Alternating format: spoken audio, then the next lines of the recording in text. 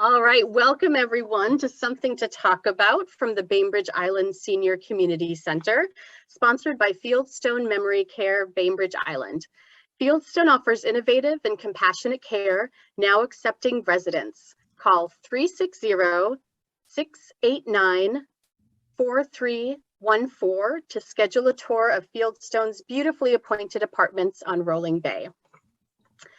Welcome again, everyone. My name is Katie Auger. I am the Community Resource Navigator with the Bainbridge Island Senior Community Center and Island Volunteer Caregivers. Today we have with us Dana Gargus, who is the Long-Term Care Ombudsman. Dana, I love having you on. You have such incredible information to share. You're so knowledgeable. I think the program that you work with is such a vital one. So really happy to have you here today. I'm going to go ahead and turn it over to you. So thank you for being here. Well, thank you for inviting me. It's always my honor to be able to do community education. I rarely will refuse an opportunity. And I was going to start with my own personal story, which will tell you why I am so motivated to do community outreach every single time I'm offered. I am a social worker by training. I got my degree in social work back in 1985. And most of the social work gigs that I've done have been government social work. I've worked with in the state of California and in the state of Washington with AFDC, the general assistance programs. In Washington, I assisted people to get onto SSI and Social Security disability, a broad spectrum of welfare programs, but none of them really specializing with elders. My own personal story in this is that my mother was diagnosed with breast cancer back in 1981. And by 2006, I finally got the telephone call that it was time to come home and help mom. She is not doing well. So for 25 years, she battled the breast cancer back and forth, remissions. And in 2006, I watched this woman go from ambulatory. Within 1 week, she went to a walker and a wheelchair and bedridden with hospice and died. And it was the most honorable and horrific thing I've ever done in my entire life, is to help this family member die. And I was in pretty much shock for quite a while. And then the recession happened. And some of you old-time Bainbridge Islanders might know me as the cream of the crop ice cream lady. I had an ice cream business on Bainbridge Island for a while.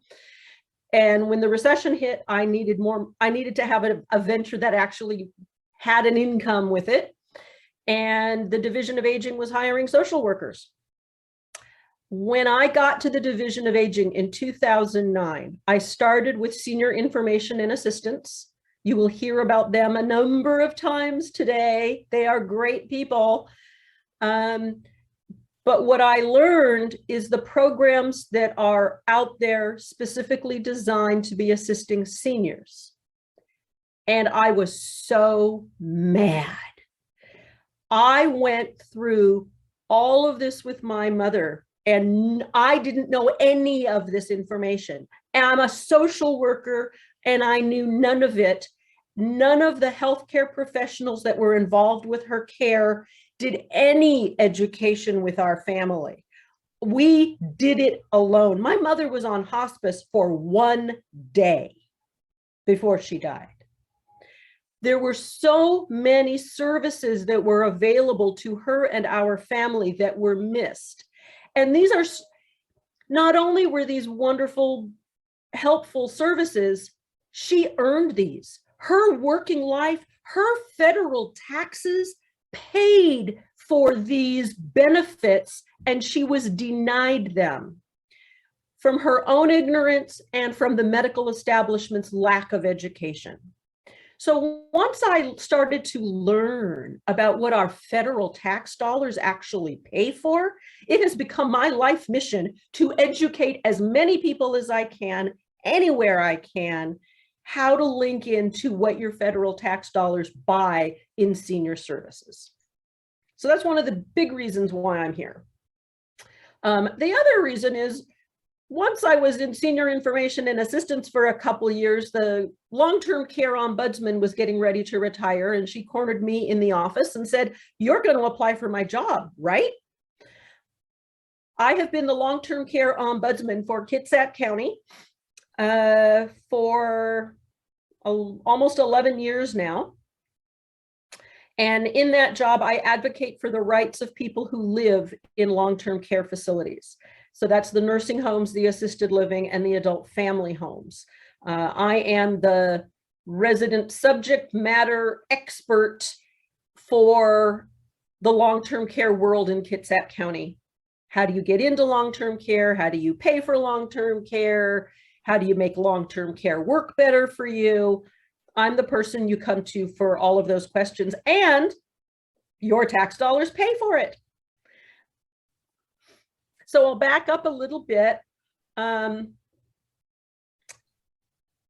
Getting back to the federal tax dollar stream, just a little basics, and I am not a civics expert, and so if anybody can throw anything else in here, that's great.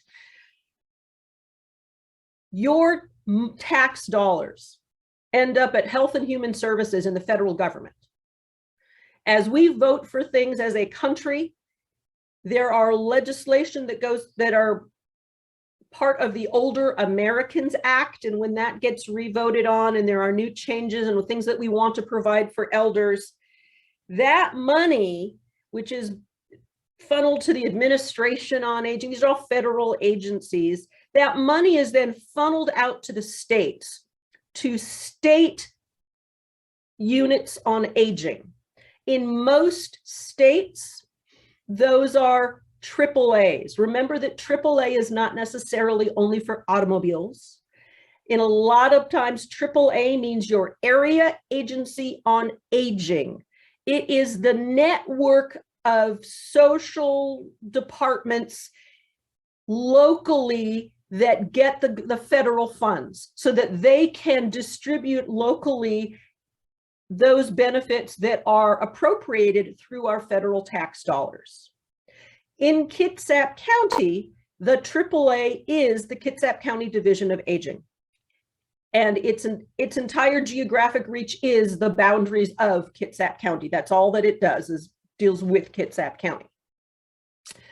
So the federal dollars that are earmarked to help pay for senior nutrition and senior mental health and senior legal, all of that money goes to the AAA and then ideally out to the community, contracted with other providers to get to you, the seniors who paid for it and voted for it. So I am an employee of our AAA doing my ombudsman work. Make sense? Any questions? Yeah, any questions so far for Dana? Dana, I appreciate very much giving sort of the context of how these programs are paid for. I think that's really, really important for folks to understand that you have paid for these services through your tax dollars. I also think it's really helpful to understanding the name, because I know people use different names to refer to Kitsap Aging and Long-Term Care Services. So there I just gave one example. I know within it you have Senior Information and Assistance, AAA, Area Agency on Aging. So when you hear these different names and titles and programs floating around, know that this is all within the same organization that you're getting. So I know sometimes there's a little confusion, so I appreciate you bringing up some of the names. So sure. So if you look at the pipeline of federal dollars flowing downhill locally, that spigot over Kitsap County is our area agency on aging. We collect the money of those federal dollars. In Kitsap County, politically, the entity that has been designated to receive those dollars and administer the programs is the Kitsap County Division of Aging and Long-Term Care. Under that umbrella of the Kitsap County Division of Aging and Long-Term Care, there's a whole lot of programs. Senior information and assistance is one of them. You can call 5 days a week and talk to a human being about almost any questions you have that are senior related. And in fact, there's a senior information and assistance service in most AAA regions across the country. This is a network of human social workers helping you connect with the information that you need. If they don't have a brochure on it, they can certainly find out somebody who's got one and mail you information. And you have a question, Reed. Well, I'm just wondering if I'm living on Bainbridge Island, which I am, and I have a question about what kinds of resources might be available to me. Is my first stop to call Senior Information and Assistance, to talk to Katie, to go to Helpline House, or does it, because they have social workers there, does it really matter where I start? I would say that it depends on what it is that you're looking for. If you're looking for something that is specifically your own backyard, you have gutters that need to be cleaned out because you know that it's causing roof damage and you really need help, I would say going to your local resources like Helpline and Katie. You might be able to connect with Bainbridge Youth Services, or there might be some local entity that can help get you something in your own backyard. If you have questions about getting a property tax reduction because you are disabled or senior, or where you can get AARP tax filing assistance, those bigger issues, you need to go to Port Orchard, you need to go to the county, which is Senior Information and Assistance. And if there is a local resource, they will refer you back to Bainbridge Island. They've got a whole lot of good connections with Katie and with the helpline. And so if it is better served locally, they will let you know. How does that sound, Reed? That sounds good. And I would call your office if I'm in an assisted living or long-term care facility, and I have questions about what's going on? You can call me if you live in licensed long-term care and you have questions or issues. If your loved one lives in licensed long-term care and you have questions or issues. If you are thinking about whether it's time to put your loved one in long-term care and how do you even start, those are all reasons to call me.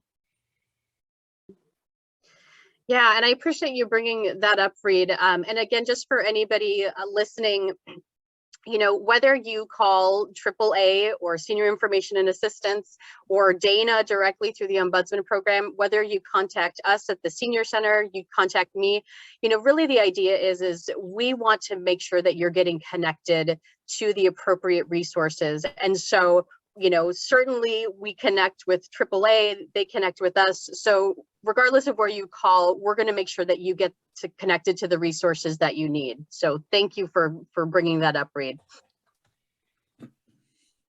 Dana, can you talk a little bit more? I'm excited to have you give an overview of some of the other programs within the organization, but could you talk a little bit more specifically about your role and the volunteers that you work with through the Ombudsman program? Sure. So back in, we have historically, it's sort of embarrassing to say that here I am, this very liberal social worker. Two Republican presidential administrations are the ones to thank for the fact that I'm here. Back in the Nixon administration, back in 1971, there was a demonstration program started looking at nursing home reform at the federal level and what happens if we get eyes inside those nursing homes to watch and have that oversight of what's going on, because there was a lot of nursing home abuse. It was an industry that grew very, very fast with very few regulations. By the Reagan administration in 1989, we have a residents' rights placed into federal legislation. There is a whole list of residents' rights when somebody is living in licensed long-term care that are different than when you're caring for them at home.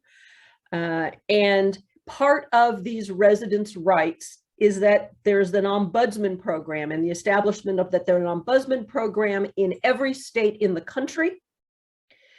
And that the idea is that this is mostly volunteers who have access to go inside of licensed long-term care, advocate for those rights of those residents who are living in the nursing homes. I'm pausing here because federal legislation only has a reach into the nursing home industry. It does not go any further than that because Medicare pays for, there's a part of Medicare that pays money into the nursing home industry. The feds, through the Centers of Medicare and Medicaid, have oversight in the nursing homes, and that's where their oversight ends. In 1994, the state of Washington was the first state in the union that said these are such important rights that we are going to expand these residents' rights to cover those who live in assisted livings, adult family homes, and our veterans' homes. So all of those rights are technically state rights as opposed to the federal rights, but they are the same block of residents' rights. And I have a group of volunteers, and together we advocate for the rights of all of these people. There's, with your sponsor, with Fieldstone adding assisted living beds to the mix, we have over probably 2,800 long-term care beds in Little Kitsap County. In good years, I would have anywhere up to 20 volunteers working with me. Right now, I have 9. I am always looking for eager volunteers to come and do this work. Our job is about relationship building. We go into facilities, we are communicating with residents, we are making friendships and connections so that if there is an issue, people know where to turn. Yes, so if this is sounding interesting to you at all in terms of becoming a volunteer, getting involved, Dana, you would be the person to contact to get information about that? Absolutely. Awesome. Dana, can you share a little bit, what are some of the things that people might contact you for? What are some things that people maybe wouldn't think about that would also be a good reason to contact you? Oh, you know, it can be as simple as my mother is missing her favorite pink sweater. It went into the laundry. I know she had it a month ago. We haven't seen it, and we don't know what to do. Well, if I have a volunteer ombudsman connected with the facility where mom lives, the first place to go is we would know who the go-to people on the staff in the laundry services are, and we could go and find out, hey, we're missing so-and-so's pink sweater. Is it in the laundry? Can we look for it? If it's not in the laundry, if it's going to be officially declared lost, then we advocate that facilities have the legal responsibility to replace personal items that have been lost during their watch. As ombudsman, we are always encouraging residents to make sure they have updated inventory lists in their file. If it is registered with the facility that this is part of the inventory of the personal possessions that that resident has, it's got to be replaced, or the family has to be compensated for the lost article. And we would remind the facility that you can't just throw up your hands and say, oh, well, no, you have a responsibility here. You're going to do what you legally are obligated to do. And yes, Don, you have a question. Go right ahead. Yeah. Hi, Dana. Hi. Eons ago, a master's degree project that I was doing was with the nursing home ombudsman in Whatcom County. And what she wanted me to do was to go into 2 nursing homes that didn't have resident councils and help them form those. Cool. So I did. It was a great experience, and I enjoyed having that as a project. So I'm curious today to know how active the resident councils are in the facilities that you are connected with, and what kind of a difference they make, if any. Well, it's a lovely question, and I wish I had better information to share with you. I don't know how long ago you were involved in Whatcom. The late 70s. Oh, okay. So one of the other roles of an ombudsman is, because it is part, let's go back. The residents' rights laws do state that residents have the right to have resident councils, and family members actually have the legal right to have family councils. Facilities must provide them space. They must support the councils. If the councils identify problems in the facility, there's actually timelines and processes legally that they have to adhere to. So it is part of an ombudsman's job to support the formation of resident councils. These are good organizations. Years ago, there was a volunteer organization within the state of Washington called Resident Councils of Washington that did a whole lot of the administration and making sure that licensed long-term care facilities had support to have strong, autonomous resident councils. The volunteers for that group dried up, and that group sort of imploded. And what is left of the resident councils of Washington are boxes of their materials that sit in the corner of the Washington State Ombudsman's office. There is no resident councils of Washington anymore, which is, you're shaking your head, Don. Yes, it's a very sad situation for our state. As ombudsman, we are still promoting resident councils. I am asking, I was visiting an assisted living yesterday, asking, how's the resident council? The pandemic has certainly taken a toll on resident councils. In a lot of facilities, when they have had COVID outbreaks, they're on lockdown and everybody is in their room, everybody's eating in their room, nobody is coming together communally, there are no council meetings. One of the obstacles to resident councils is to make a resident council truly effective and strong. It needs residents to lead it. They are autonomous groups. Staff and even ombudsmen cannot attend a resident council meeting unless they are invited. These are really solely autonomous resident work groups. And most of the time, to find a resident who is competent, motivated, has the wherewithal to put this together and want to lead this group is really difficult. So usually what happens is the life enrichment or activity person in a facility will have a resident council meeting on their monthly schedule. And it's more of a social time where the facility tells residents what's happening, maybe asks for any input, but it really isn't a resident council meeting. Does that, I can't give you the answer. I'm sure that I would have liked to have given you. I'll have to just insert a little story. Once when I was helping to form a resident council in one nursing home, and the administrator was not supportive of my being there, I should add. I was successful in getting a small group of people to come together and become officers for the resident council, except for president. No one would take the role of a president.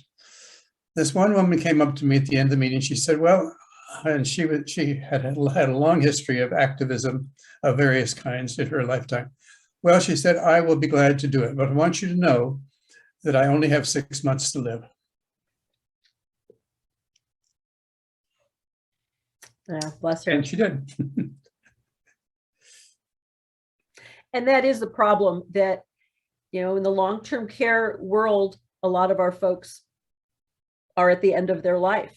Right. And they might be motivated and excited, and then they pass and their wisdom goes with them, and it's hard to get somebody else to step in. Yeah. Well, thank you for the job that you do. Well, you're very welcome. And if you are motivated to do any work with resident councils, we need to talk. Thank you. At 85, I think I'm going to resist that opportunity. Yeah, I have volunteers in my crew that are easily 85, and they are out there ombudsmaning. A number of the volunteers in our group have been doing this for 20, 25 years in the same facility. They love the work. Good for them, yeah. Dawn, thank you very much for your question, and also thank you for the work that you've done. And thank you for sharing that really delightful story. I really appreciate that. Dina, I have another question for you. Do you have to be a family member or directly connected to anyone to sort of put forth or, blow a whistle about any concerns that you have? Or is that something that anyone in the community can do if they have reason to believe there's concern or that anyone's rights are being violated within a facility? Absolutely anybody can make a complaint. So let's talk about complaints. I have, as the ombudsman, I actually have a fair amount of authority, and I will tell you, I've heard rumor that there was some conversation, something happening at Sound Reprographics, Little Bainbridge Island, and somebody overheard somebody mention my name and said, "Oh yeah, she's scary," and I thought, okay, you can. Those of you who know me, pre-pandemic know that I am like 5 foot nothing. But my husband, who is 6'2", will tell you he's scared of me too.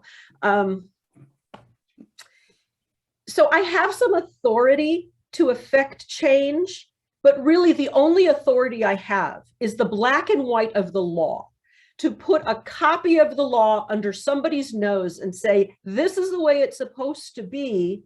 I need you to do it and follow the law, or we're going to call the state, and we're going to call those who do have the authority to take some action, corrective action. The essence of the Ombudsman program is to solve issues at the lowest level possible so that we don't have to involve the DSHS licensors and investigators. If we can resolve things without that, then that's a success. Sometimes the success is turning official complaints in to the regulatory body and getting sanctions against facilities that needed them that done. And so that we sometimes do drop the hammer when we have to. My personal goal and the way that I run the Kitsap County program, especially because Kitsap County is a small town. I mean, Bainbridge Island is definitely small town because we're just geographically an island, but even Kitsap County is geographically isolated from the rest of the state, and we operate like a small town. And I am not out to penalize facilities. I am not out to be a cop. I want to make every long-term care facility the best it can be. That way we all win. This entire community wins. And asking facilities to follow the letter of the law is the reasonable track to take. When it comes to complaints, excuse me, I'm distracted. I will show you. I have a German Shepherd down here who is constantly like popping at my hand and wanting to be wanting attention. So calling me is one thing, and I am more than happy to take calls. There are people in the world out there dealing with seniors who may be mandatory reporters. And the law says if you witness or suspect abuse or neglect, you have to notify, or your professional license is in jeopardy. Calling the ombudsman does not fulfill mandatory reporter requirements. The phone number that fulfills mandatory reporter requirements when it comes to things about adults is either Adult Protective Services or Residential Care Services, and that's the regulatory body for the long-term care industry. In every licensed long-term care facility, it is the law that they have a yellow poster. So the yellow poster says, notice if you're concerned, and it's obviously backwards because my image is mirrored, but it says, notice if you're concerned about abuse or neglect. It used to be, I haven't been in the mark since the pandemic. It used to be right inside of their elevator. Was a fairly big yellow poster at the mark, and you'd see my name and phone number is actually on the bottom of the yellow poster. But the first phone number on the yellow poster is Residential Care Services Complaint Resolution Unit, and that's where you formally complaints. Whether a complaint needs to go to Adult Protective Services or Residential Care Services, we don't need to worry about it. If you get it to one of those two agencies, they will forward it if it's in the wrong agency. They'll take care of it. The idea is that mandatory reporters need to report. But anybody can report, and anybody can report to the main agencies. If you are fed up, if you want to see the big guns come in, anybody can make complaints to these folks. You can do it online. Should I answer your question? I'm trying to think, is there anything else that I missed in that one? No, thank you. I think that's really helpful, Dana. And you know, if somebody just is really unsure, they're just, you know, sensing that something maybe isn't going right, or somebody is not being treated well, there's no harm in somebody at least bringing it forward, correct? Absolutely not. And they certainly can call me. So I'll tell you a fun story, because one of the interesting things about the Ombudsman program, number one, we are resident driven. It's not about whether I think that care is being given to a resident or things are being done for a resident the way that I think they should be done. It's all about the resident. And does the resident feel like there is something being missed? If there is some kind of negligence, or I am resident directed. And one of the only people in the equation of professionals who are involved with the elderly who is not a mandatory reporter. Because the trust relationship that an ombudsman has with a resident is paramount, and the idea of mandatory reporting might diminish that trust. So I'll tell you a story. I got a phone call from a family member who said she lived, I think, up in like Jefferson or Clallam County, and her loved one was in a nursing home down in Port Orchard. So they couldn't come and visit all the time, but they were visiting. And the last time they had visited, they were really distressed because she visited her loved one and his fingernails were long and his hair was really long and unkempt, and he's just not being groomed. He's not being cared for. And she was really upset. about the lack of attention to his hygiene, and which is a reasonable complaint. The law, there's part of residents' rights laws to take care of residents and their bathing and their hygiene.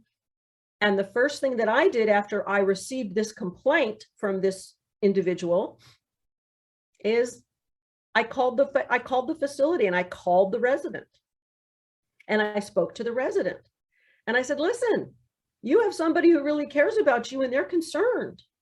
And they're concerned about that your nails are long, and that your beard is unkept, and that your hair is uncut.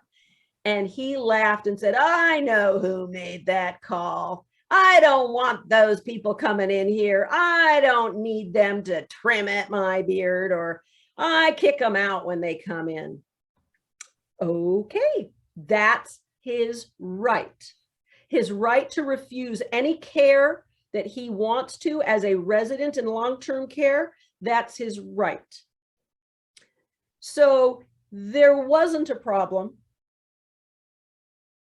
I was able to call the family member back and let her know it might be distressing to her, but when living in long-term care, a resident has a right to refuse care. Sometimes it gets a little bit dicey when we're dealing with folks who have dementia. It's a very normal part of the dementia process to have a resistance to bathing. And you got to tell family members, as ripe as their loved one gets, no one is going to force them into a shower. You can't force somebody who lives in licensed long-term care. Can't force them to take their medications. A diabetic has the right to kill themselves with chocolate cake, even if they're living in a nursing home, especially if they're living in a nursing home.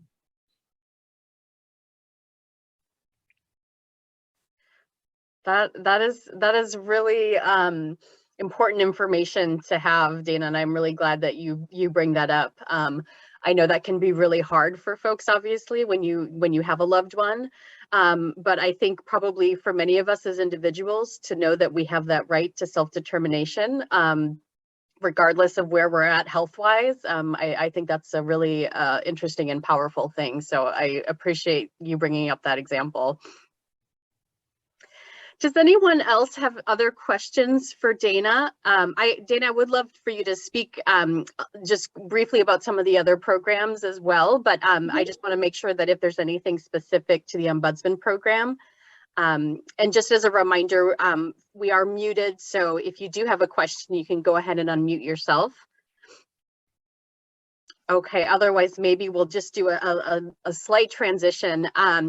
Now, Dana, if I'm correct, today is National Caregiver Day. I believe that I didn't realize that, but I think I got a little notification in my email box. So February 18th.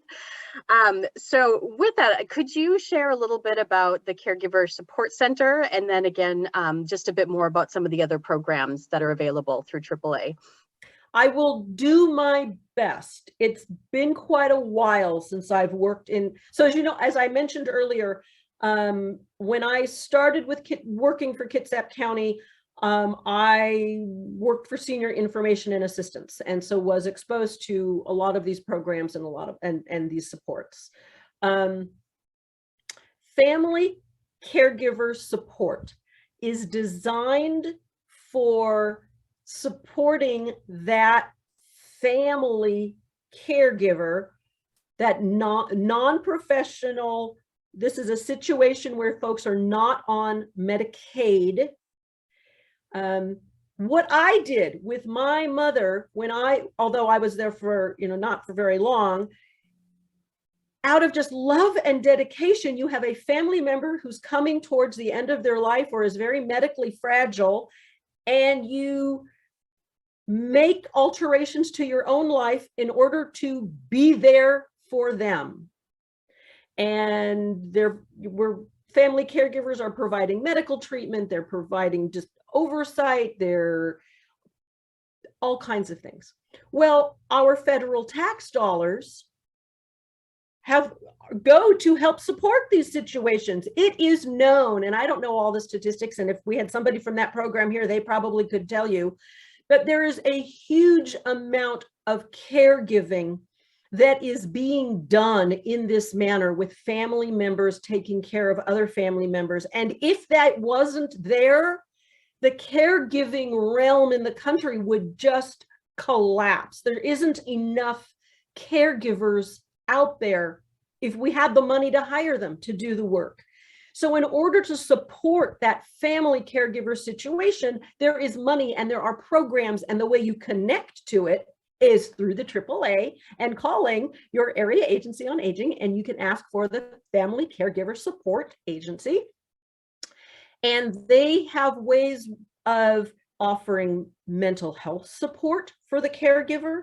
Maybe there's a piece of equipment that would make all the difference if you can just have the funds to buy this special transfer chair to get somebody in and out of the bathtub, or, you know, all those sorts of things that make the caregiving job easier. Maybe there's respite that's needed, because caregivers have lives, and maybe they have children who are going to go get married and they need to leave town for a long weekend, or maybe they need a medical treatment themselves. They have access to resources for respite care. They have access to resources to bring in additional caregivers to help. There are also some offshoot little Medicaid programs that may offer some financial support to keep this caregiving relationship going. All of this is available, but you need to connect with the Caregiver Support Office to know about that. There is 2 different satellite branches for our family caregiver support. There's somebody who is stationed in Paulsbo at Helpline, the Fish Line in Paulsbo on Viking Way. And I think there's still somebody at the office in the old Poplars Motel down in Silverdale. What else do you want me to say? So that's family caregiver support. That is great, Dana. Thank you. And I know I'm putting you on the spot there That's to start okay. talking about other programs, but I think just to kind of let folks know what some of the other services and programs are. And I will say, I think one of the beautiful things is that there is this main line phone number that you can call. And so if you're not quite sure who you need to speak to or what program, when you call, I call frequently. Folks there are so helpful. They're so informative. You just start telling your story, explaining a little bit about your situation, and people will know where to direct you. They'll know which programs to get you connected to. So I know there's always lots of information to take in, and sometimes it's hard to know, gosh, where do I go? Who do I speak with? But again, that's the beauty of it. And Dana, would you tell us that phone number for the main line? The main phone number for your AAA is 360-337-5700. Perfect. And that's all you need. And you know what?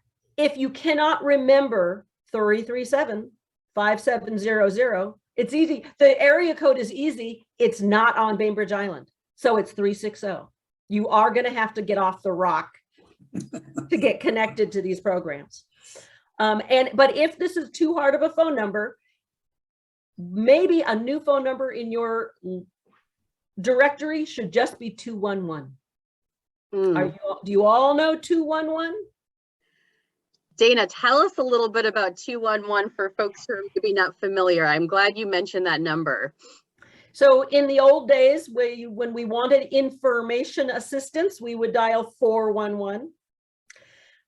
Through the United Way and other money sources, there is a network across the country. It's not everywhere, it's in a lot of places, and it's called 211, and it's a free phone call from any phone if you are in an area that's served by 211, and you can connect with information about social service programs So if you need information and you don't know who to call and where to turn, if you were call 211 and asked for family caregiver support, ombudsman, you could get the phone numbers locally and how to connect with them. They would connect you with suicide prevention. They will connect you with DSHS. They will connect you with all the social service links out there. And all you have to do is call 211 from any phone. Yes, that it's a great resource. I'm so glad you bring that up, Dana. And again, for folks listening, if you don't know what resource you need, where to turn, who to ask, you can call 211. You can call AAA directly. You can call the Bainbridge Island Senior Community Center. I promise none of us are in competition with one another. We are all, our goal is to get folks connected to the resources and services that they need. So there's no wrong number to call. We're all working together to get folks to the resources and services that they need. So it's 360-337-5714 is the phone that rings on my desk. During times of COVID, I'm only actually in the Port Orchard office once a week. The rest of the time I am working from my office bedroom in my home on Bainbridge Island. So email is a good way to reach me. I did put my email address in the chat, dgargus@co.kitsap.wa.us. Perfect. Thank you so much, Dana. I was also just going to quickly mention too, I mean, Dana spoke about other programs. If anyone is interested in learning about those other programs, I'm always happy to reach out and have folks come and speak with us. I know through AAA, you have always, everybody's been so gracious and so willing to come and provide information for us. So please feel free to contact me. And again, you can contact me through the Bainbridge Island Senior Community Center. That number again is 206-842-4441. I'm always so happy to get feedback and hear about topics that people are interested in, so we can continue to invite wonderful people to come and speak about those programs.